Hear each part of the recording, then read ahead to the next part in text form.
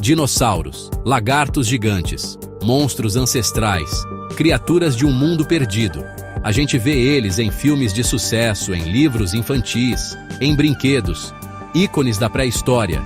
Quem nunca teve um Tiranossauro Rex de brinquedo, igualzinho ao do Jurassic Park? Mas será que essa imagem que a gente tem na cabeça é real? Ou só uma pequena parte da história toda? Será que você está pronto para explorar isso? Siga nosso canal e ative o sininho de notificações.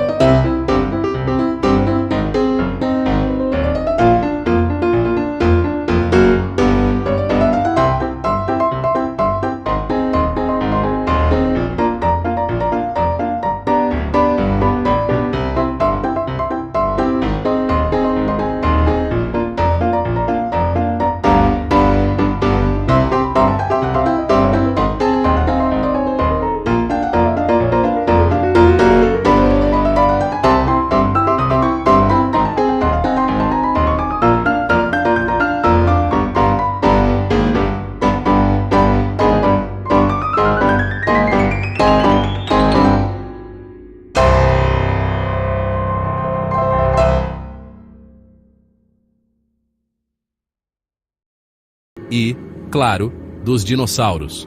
Lá pelo período Triássico Médio, entre 243 e 233 milhões de anos atrás, apareceram os primeiros dinossauros de verdade. Pense nos primeiros vovôs dinossauros. Eram criaturas relativamente pequenas, ágeis e rápidas, como o Eoraptor e o Herrerasaurus. Para você ter uma ideia, eles não chegavam aos pés dos gigantes que a gente vê nos filmes. A estrutura do quadril desses dinossauros era diferente. As pernas ficavam posicionadas diretamente abaixo do corpo, sabe?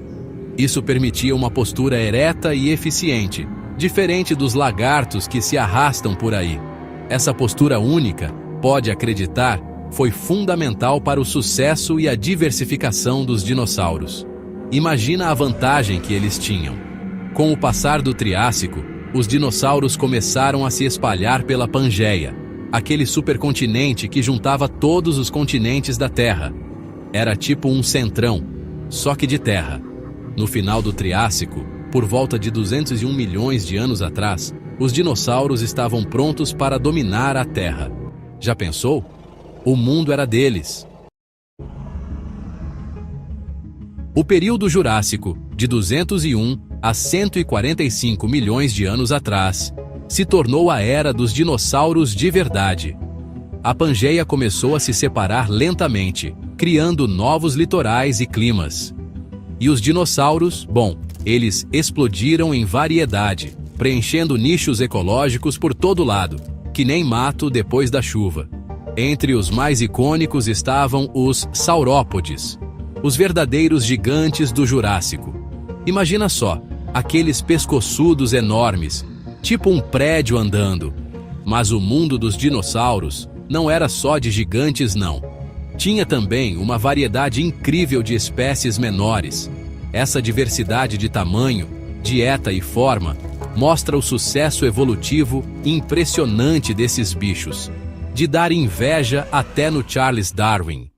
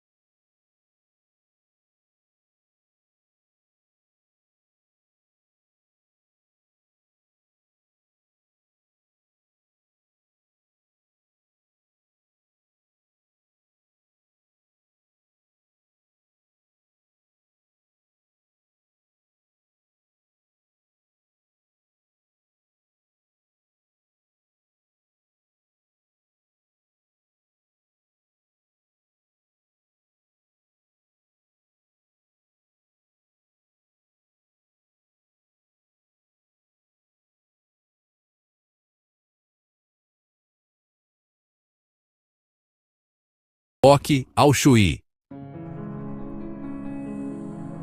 O final do período Cretáceo foi uma época de mudanças profundas. Imagina uma reviravolta total? Lá pelo final dos anos 70, uma equipe liderada pelo Luiz Alvarez encontrou uma fina camada de argila rica em irídio, e isso, meus amigos, apontou para um culpado de outro planeta. A busca pela cratera de impacto levou até a península de Yucatán, onde a cratera de Chicxulub foi descoberta. Imaginem só, a cratera Chicxulub, nomezinho complicado, não é verdade? Mas o impacto foi barra pesada. O asteroide tinha mais ou menos 10 quilômetros de diâmetro, enorme. E ele se chocou com a Terra com uma força absurda, tipo, explodiu tudo, liberando uma energia bilhões de vezes maior do que todas as bombas atômicas juntas. Foi como a cereja do bolo, a prova cabal, o principal suspeito do sumiço dos dinossauros.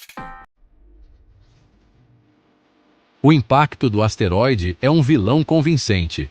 Mas será que foi o único responsável por essa tragédia toda?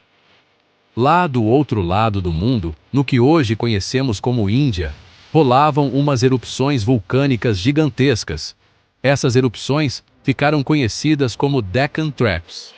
Elas liberaram gases para dedéu na atmosfera, causando um resfriamento global e chuvas ácidas, que nem aqui em São Paulo em dia de rodízio pesado. Imagina só, um clima doido desse jeito estressou os ecossistemas, deixando a vida complicada para um montão de espécies. Será que esses Deccan Traps, já tinham deixado os ecossistemas fragilizados? E aí, os dinossauros ficaram mais vulneráveis ainda ao impacto devastador do asteroide? Talvez os dois eventos tenham contribuído bastante para essa extinção em massa, com o asteroide agindo como o golpe final, tipo um nocaute, num mundo que já estava cambaleando. Imagina o momento do impacto. Pensem bem, o asteroide atravessou a atmosfera que nem uma bala, se chocando com o mar raso da península de Yucatán. Foi como um meteoro caindo na Terra, sabe? Só que em escala muito maior. A energia liberada foi absurda, como se fossem milhões de bombas atômicas. Desencadeou megaterremotos, tsunamis gigantescos, que nem aqueles que a gente vê em filme de desastre, e um pulso térmico global. Para vocês terem uma ideia, começou um incêndio generalizado. Florestas inteiras viraram cinzas em questão de minutos. Aí, o que aconteceu? Uma longa e sinistra penumbra desceu sobre a Terra, tipo um crepúsculo eterno. Os cientistas chamam isso de inverno de impacto. O mundo mergulhou na escuridão. E o que aconteceu com os dinossauros? Tadinhos, com a escuridão, as plantas morreram, e os dinossauros herbívoros começaram a morrer de fome. Aí, os dinossauros carnívoros, que se alimentavam dos herbívoros, também ficaram sem comida. Foi um efeito dominó. Mas não parou por aí não. Além da escuridão e do fogo, o equilíbrio químico do planeta mudou completamente, causando uma acidificação brutal dos oceanos. Imagina, a água do mar virou quase um suco de limão gigante. A teia da vida, que era super complexa e interligada, se desfez inteirinha, deixando só desolação. Foi tipo um dia do fogo na Terra inteira. Fim da linha para os dinossauros. O evento de extinção KPG foi devastador, mas a vida não foi totalmente extinta. Os dinossauros não aviários, os grandões, desapareceram completamente. O tamanho deles e as dietas especializadas, tipo só comendo alface, os tornaram vulneráveis. Geralmente, animais menores se saíram melhor, aqueles que pesavam menos de uns 25 quilos, como um cachorro médio. Mamíferos, aves, tartarugas, crocodilos, anfíbios e peixes. Esses aí resistiram à tempestade. A extinção remodelou a biosfera, criando oportunidades para os sobreviventes, principalmente para os nossos ancestrais, os mamíferos. Imagina, se não fosse por esse meteoro, a gente podia estar aqui, tipo, fugindo de um Tiranossauro Rex. Curta pausa. O fim de uma era foi o começo de outra, como quando acaba o carnaval e começa a quaresma. E como esses dinossauros com penas aprenderam a voar? Essa pergunta ainda gera muito debate, viu? Temos duas teorias principais para explicar esse mistério. A primeira, a teoria das árvores para baixo, ou arborícola. Sugere que pequenos dinossauros escalavam árvores e planavam para baixo, até que, eventualmente, desenvolveram o voo batido. Já pensou num esquilo voador jurássico? A segunda, a teoria do chão para cima, ou cursorial, propõe que dinossauros corredores usavam seus braços com penas para se equilibrar, tipo um malabarista, ou para dar impulso nos saltos, o que, com o tempo, levou ao voo. E não é que existem evidências para apoiar as duas ideias? Independentemente de como tudo começou, a evolução do voo exigiu grandes mudanças no corpo desses dinos. Os ossos ficaram mais leves, muito ocos, tipo um bambu. Isso reduziu o peso, essencial para voar. As clavículas, sabe?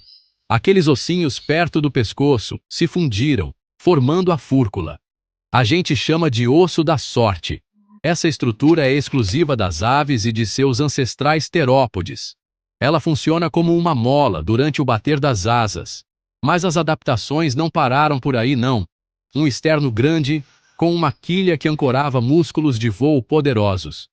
Esses músculos impulsionavam a batida das asas para baixo. As próprias asas evoluíram dos membros anteriores.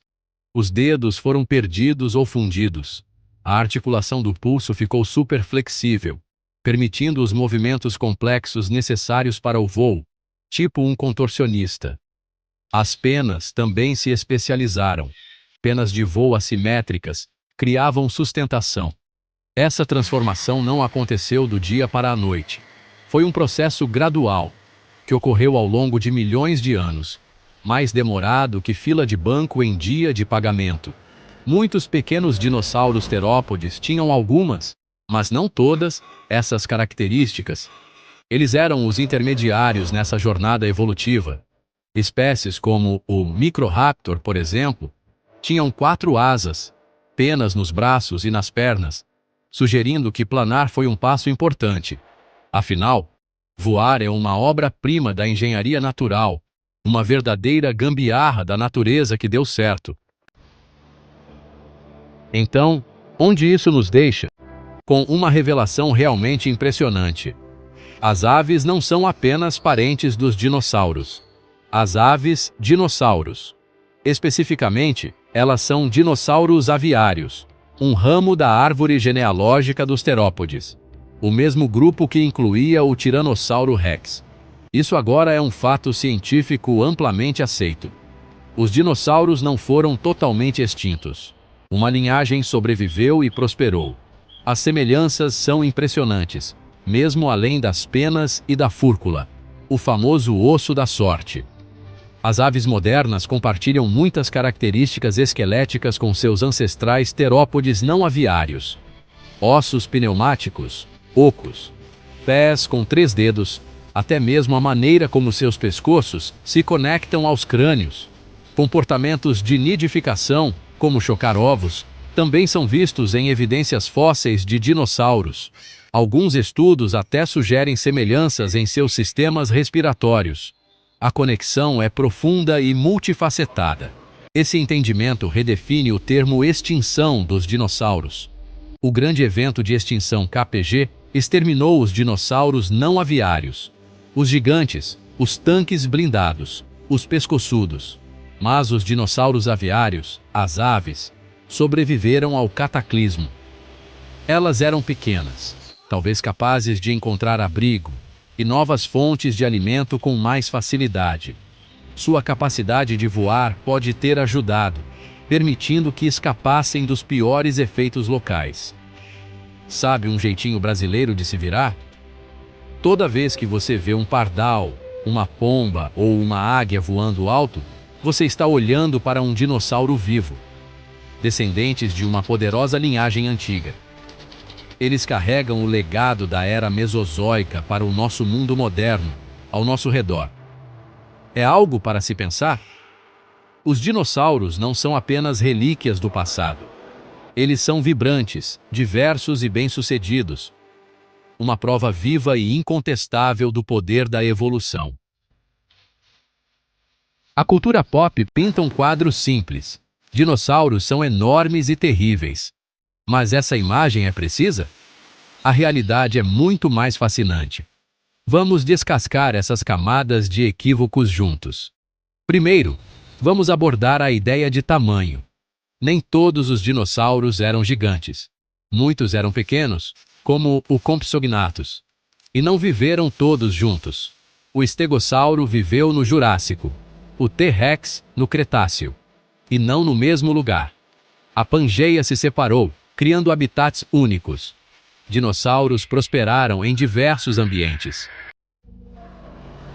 Outro conjunto de mitos persistentes pinta os dinossauros como criaturas lentas e de pouca inteligência, basicamente lagartos gigantes e primitivos, condenados por sua suposta falta de inteligência e metabolismo lento e de sangue frio. Essa imagem está, em grande parte, ultrapassada. A paleontologia moderna oferece uma perspectiva bem diferente, de animais dinâmicos, adaptáveis e, muitas vezes, surpreendentemente sofisticados. Vamos explorar as evidências que destroem essas ideias antigas e revelam um mundo de dinossauros mais ativo e vibrante. Considere a inteligência deles. Enquanto alguns dinossauros, como certos saurópodes grandes, tinham cérebros pequenos em relação ao tamanho enorme do corpo, isso não era verdade para todos eles. Muitos terópodes predadores, como o Troodon ou os dromeossauros raptores, possuíam cérebros relativamente grandes para o seu tamanho, comparáveis aos das aves modernas, seus descendentes. Evidências fósseis de comportamentos sociais complexos, como o pastoreio e estratégias sofisticadas de nidificação com cuidado parental, também sugerem um nível mais alto de capacidade cognitiva do que se supunha. E quanto à ideia de que todos eram de sangue frio como os répteis modernos, isso também é cada vez mais contestado pelas descobertas científicas. Muitos dinossauros, especialmente os predadores bípedes ativos e a linhagem que levou as aves, provavelmente tinham metabolismos mais rápidos. Alguns podem ter sido totalmente de sangue quente, endotérmicos, ou algo entre os dois, uma fisiologia única. As taxas de crescimento rápido observadas nos ossos de dinossauros são mais típicas de animais de sangue quente do que de sangue frio. Isso permitiu que eles crescessem rapidamente e mantivessem estilos de vida ativos, não apenas tomando sol o dia todo, tipo lagartixas na praia. Finalmente, todos os dinossauros eram lentos e pesados? A imagem de um brontossauro vagaroso é comum, e sim, esses herbívoros enormes provavelmente se moviam com uma graça ponderada, tipo aqueles caminhões lentos na Marginal Pinheiros. Mas muitos outros dinossauros foram feitos para velocidade e agilidade. Os terópodes, com seus ossos leves e pernas poderosas, eram claramente corredores rápidos, caçadores capazes. Os ornitomimídeos, que imitavam avestruzes, eram provavelmente incrivelmente velozes. Até mesmo alguns herbívoros maiores provavelmente podiam se mover surpreendentemente rápido quando necessário. O mundo dos dinossauros não era apenas de gigantes lentos. Era cheio de criaturas com diferentes velocidades e habilidades locomotoras. O termo dinossauro é frequentemente mal utilizado. Nem todos os répteis antigos eram dinossauros. Pterossauros, por exemplo, não eram dinossauros. Eles eram répteis voadores do Mesozoico. Os plesiosauros e ictiossauros também não eram dinossauros. Eles eram répteis marinhos. Dinossauros dominaram a Terra por 160 milhões de anos. As aves são seus descendentes diretos. O legado dos dinossauros é de sucesso, não de fracasso.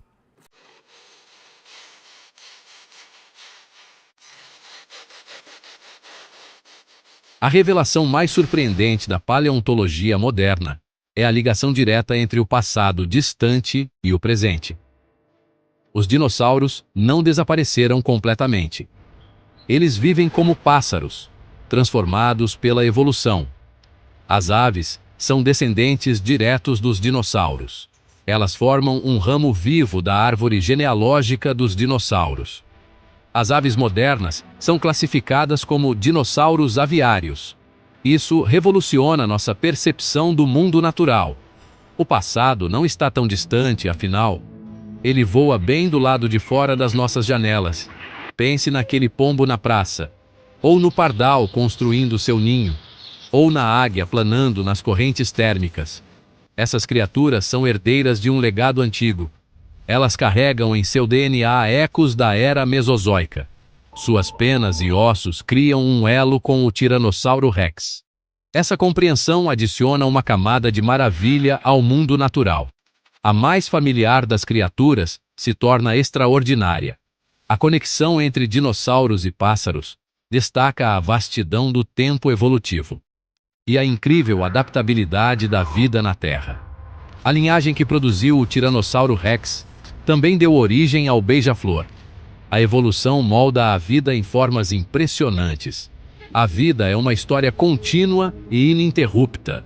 Nós, humanos, somos parte dessa narrativa, conectados a toda a vida, passada e presente. A história dos dinossauros é parte da nossa história.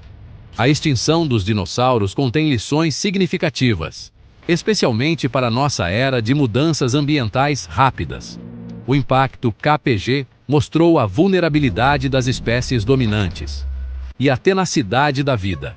Algumas linhagens, como as aves, encontraram maneiras de se adaptar. Compreender crises antigas pode informar nossa perspectiva moderna e destaca a importância da resiliência em um mundo em mudança. O passado distante pode iluminar nosso futuro compartilhado. Nossa exploração da história dos dinossauros foi uma jornada incrível. Vimos como a ciência desafia mitos e revela realidades fascinantes.